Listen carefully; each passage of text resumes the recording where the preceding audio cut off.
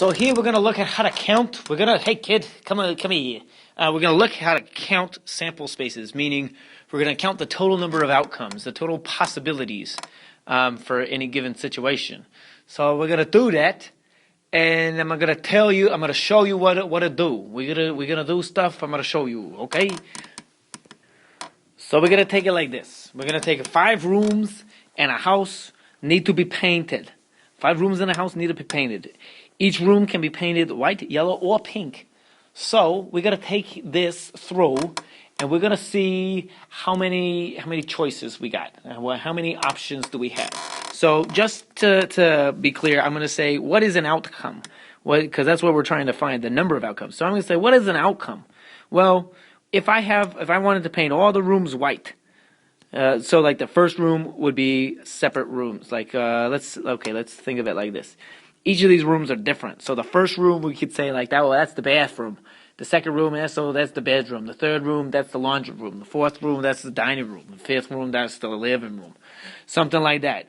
So like if I have white and then pink and then yellow and white and pink, that's going to be a different situation than pink, white, yellow, white, pink. Like these two are switched. Well, now what did I say? The first one, the bathroom is pink, and the bedroom is white instead of the bathroom being white and the bedroom pink. So those are 2 different outcomes.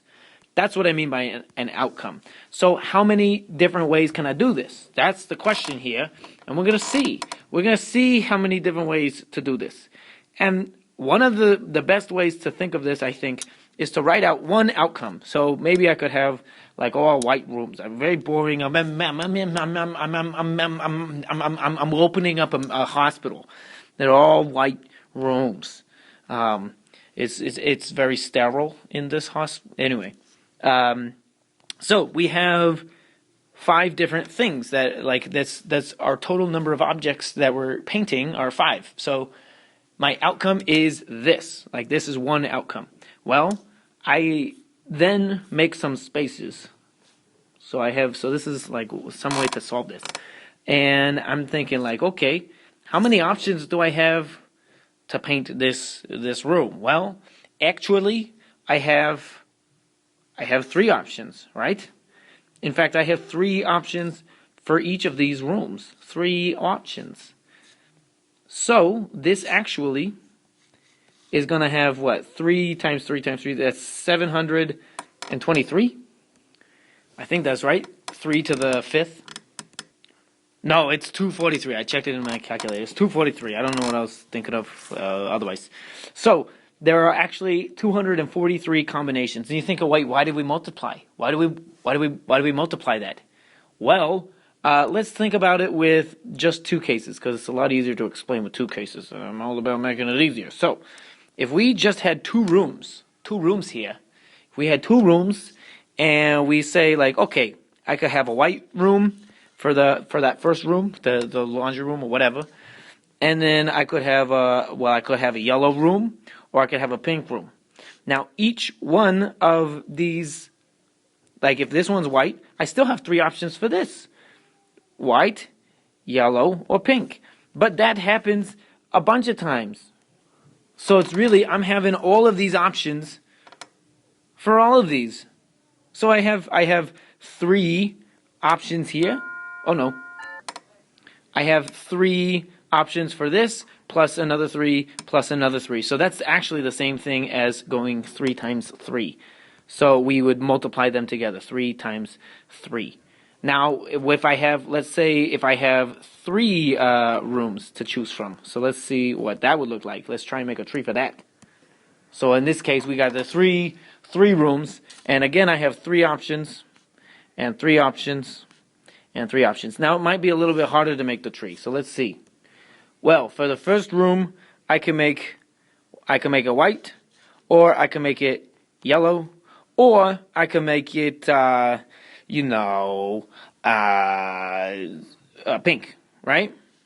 And then I still have those same options, I got those same options for the second room, right?